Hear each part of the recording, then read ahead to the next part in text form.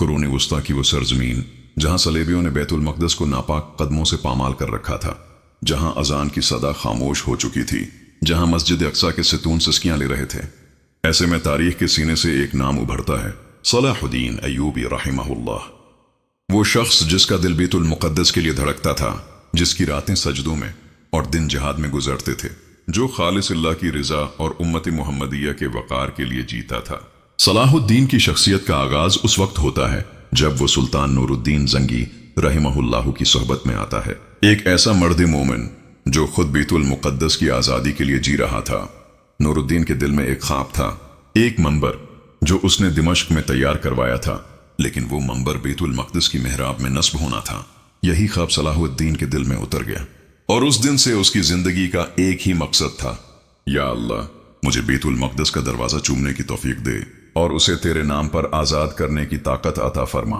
सन 1187 ईस्वी में जंगी हित्तीन ने सलीबी गुरूर को पाश पाश कर दिया और सलाहुद्दीन ने बैतुल मुक़द्दस को फतेह कर लिया, लेकिन तलवार के जोर पर नहीं, बल्कि रहम, अदल और अजमत इस्लामी अक़दार के जरिए।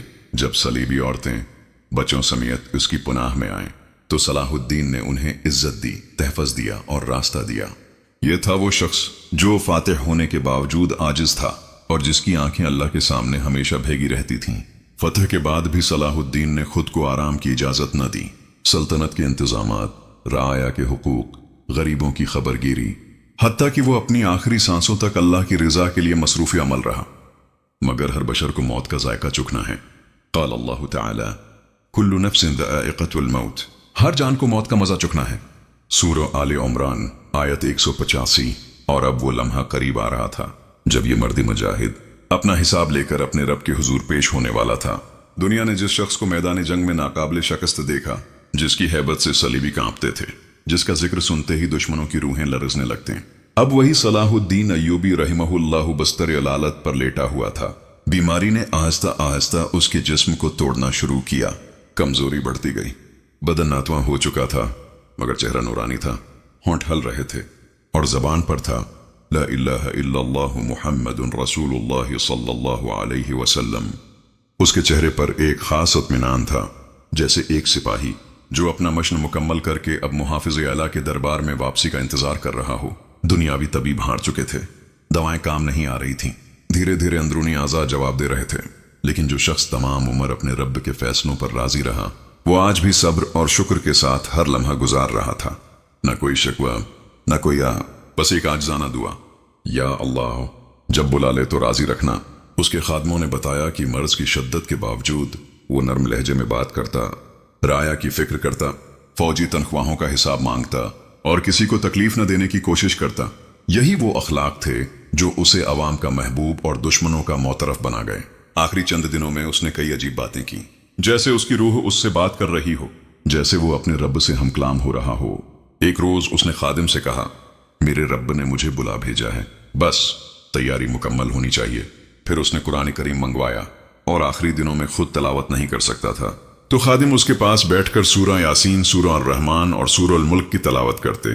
सलाहुद्दीन की आंखों से आंसू बहते रहते, कभी वो मुस्कुराता, कभी सजदे की हालत में आंसू बहाता। बस्तर मर्ग पर भी उसकी जबान पर उम्मती मुहम्मदिया का तज़किरा था। वो फरमाता, मैंने बैतुल मुक़द्दस फतह किया, लेकिन अगर उम्मत बिखर गई तो ये शहर फिर हाथ से चला जाएगा। ये कैसा मर्द था जो मौत के साए में भी उम्मत की फिक्र कर रहा था, जो अल्लाह के सामने भी उसी उम्मत के हक में सफारिश की तमन्ना रखता था। तारीख में बहुत से बादशाह गुजरे हैं, महलों में रहने वाले, सोने के बस्तर पर सोने वाले, ऐसे जिनके मरने के बाद उनके जनाजे पर हीरे बरसाए गए। लेकिन सलाहुद्दीन अय्यूबी रहमहुल्लाह का हाल कुछ और ही था। सलाहुद्दीन ने जब बैतुल मुक़द्दस फतह किया तो खजाने उसके कदमों में थे, ज़र, जवाहरात, सोने के संदूक, खजानों से भरे कुले, लेकिन उसने सब अल्लाह के रास्ते में खर्च कर दिए। फौजियों की तनख्वाहें, गरीबों के लिए खुराक, मसाजिद की तामीर, उलमा की खिदमत, उसने एक एक दिरहम उम्मत पर कुर्बान कर दिया। और जब मौत का वक्त आया, तारीख बताती है कि जब सलाहुद्दीन रहमहुल्लाह का विसाल हुआ तो उसके खजांची ने ऐलान किया, सुल्तान के जाती खजाने में इतनी रकम भी नहीं कि उनका कफन खरीदा जा सके। ये था वो मर्द जो कई रियासतों का हुक्मरान था, लेकिन जब गया तो कफन के लिए भी मकरूज था। उसके खादिम ने रोते हुए कहा, ऐ दुनिया के फानी बादशाहों, देखो सलाहुद्दीन का हाल, जिसने बैतुल मक़दस आजाद करवाया, जिसने लाखों का लश्कर पाला, لیکن آج اس کے کفن کے لیے ایک درہم بھی نہیں۔ کمرے میں ایک سناٹا چھا گیا، سب کی آنکھیں نم تھیں اور ہر دل میں ایک ہی خیال تھا، یہی تو اصل کامیابی ہے، جب بندہ اللہ کے سامنے خالی ہاتھ لیکن پاک دامن جا رہا ہو۔ تاریخ دان لکھتے ہیں کہ اس کے جنازے کے ساتھ ایک شخص گھوڑے پر سوار گیا اور اس نے ہاتھ میں صلاح الدین کی تلوار کی نیام پر ایک سفید چادر باندھی ہوئی تھی۔ وہ آواز لگا رہا تھا، اے لوگو دیکھو، یہ صلاح الدین کا کفن ہے، فاتح بیت المقدس، لیکن دنیا سے خالی ہاتھ رخصت ہو رہا ہے۔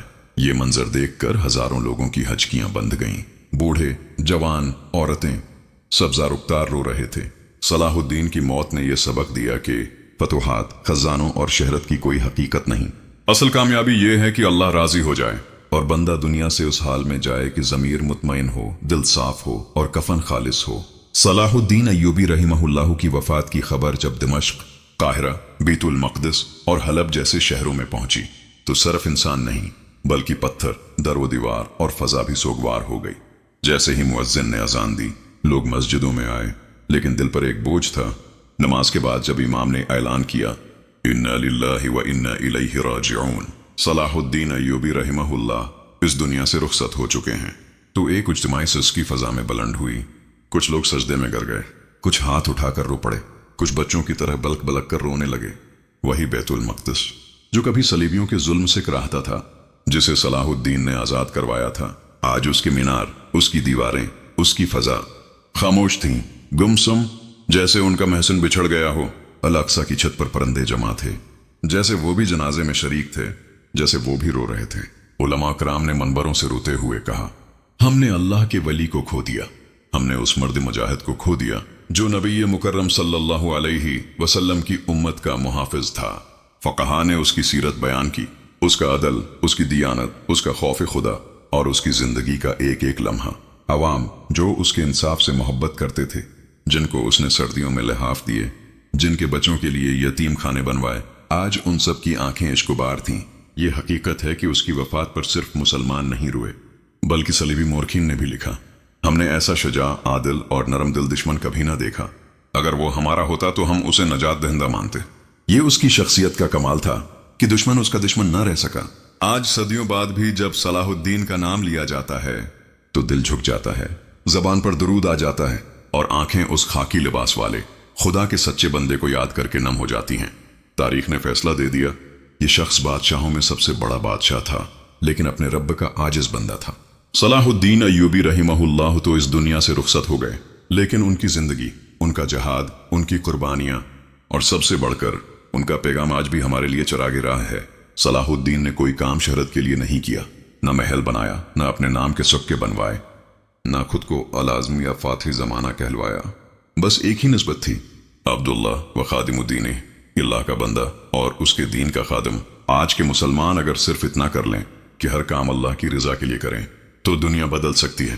صلاح الدین نے فرقوں میں بٹے ہوئے لشکروں کو اکٹھا کیا، کبھی سنی، کبھی شافعی، کبھی مالکی، لیکن جب میدان میں اترے تو سب ایک ہی صف میں کھڑے تھے، مسلم۔ آج ہم رنگ، قوم، مسلک، زبان اور جھنڈے کے نام پر بٹے ہوئے ہیں، جبکہ دشمن متحد ہے۔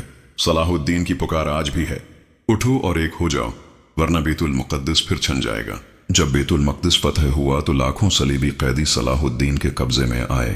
وہ چاہتا تو انتقام لے سکتا تھا، لیکن اس نے رحم کیا، عورتوں، بچوں، بزرگوں کو عزت سے چھوڑا، چرچوں کو محفوظ رکھا اور یہاں تک کہا، میرا دین مجھے ظلم کی اجازت نہیں دیتا۔ آج ہمیں بھی طاقت کے ساتھ انصاف اور انسانیت کو زندہ کرنا ہے۔ دن میں وہ میدان کا شیر تھا، لیکن رات میں آنکھوں سے آنسو بہانے والا، سجدوں میں رونے والا، قرآن سن کر کانپنے والا۔ صلاح الدین کی تلوار سے زیادہ اس کے سجدے دشمن پر بھاری تھے۔ آج کا مسلمان صرف تقریریں کرتا ہے، لیکن راتوں کو سوتا ہے۔ صلاح الدین کہتا ہے، رات کا مجاہد بنو، دن کا فاتح خود بن جاؤ گے۔ صلاح الدین کے دل میں سب سے بڑی تڑپ یہ تھی کہ اس شہر کو آزاد کرواؤں جسے میرے نبی مکرم صلی اللہ علیہ وسلم نے قبلائے اول کہا۔ وہ بار بار درود پڑھتا، امت کی خیر مانگتا اور کہتا، اگر میری جان جا بھی جائے لیکن مسجد اقصی کو آزاد دیکھ لوں تو یہی میری کامیابی ہے۔ آج ہم درود پڑھتے ہیں، لیکن اس نبی صلی اللہ علیہ وسلم کے دین کے لیے کچھ نہیں کرتے۔ صلاح الدین ایوبی رحمہ اللہ کی قبر پر آج بھی زائر روتے ہیں، دعائیں کرتے ہیں اور کہتے ہیں، اے صلاح الدین اٹھو، فلسطین پھر سے قید ہے، الاقصی پھر سے سسک رہا ہے، لیکن حقیقت یہ ہے کہ صلاح الدین نہیں مرے، ہم مر چکے ہیں۔ ہماری غیرت، ہمارا ایمان، ہمارا درد مر چکا ہے۔ اگر ہم واقعی ان سے محبت کرتے ہیں تو اس محبت کو ثابت کرنا ہوگا، اپنے کردار سے، اپنی دعا سے اور اللہ کے دین کی خدمت سے۔ صلاح الدین کا پیغام آج بھی یہی ہے، اللہ کے لیے جیو، امت کے لیے مرو، عدل پر ڈٹ جاؤ اور حق کے لیے کبھی پیچھے نہ ہٹو۔ پیارے ناظرین، اگر صلاح الدین ایوبی رحمہ اللہ کا یہ قصہ آپ کے دل کو لگا ہو، اگر ان کی قربانی نے آپ کی روح کو جھنجھوڑا ہو، تو صرف ویڈیو دیکھ کر نہ رہ جائیں، تبصرہ کمنٹ میں ضرور لکھیں، یا اللہ ہمیں صلاح الدین جیسا ایمان عطا فرما، اور اس ویڈیو کو اپنے دوستوں تک ضرور پہنچائیں، کیونکہ شاید آپ کے ایک شیئر سے کسی کا ایمان تازہ ہو جائے۔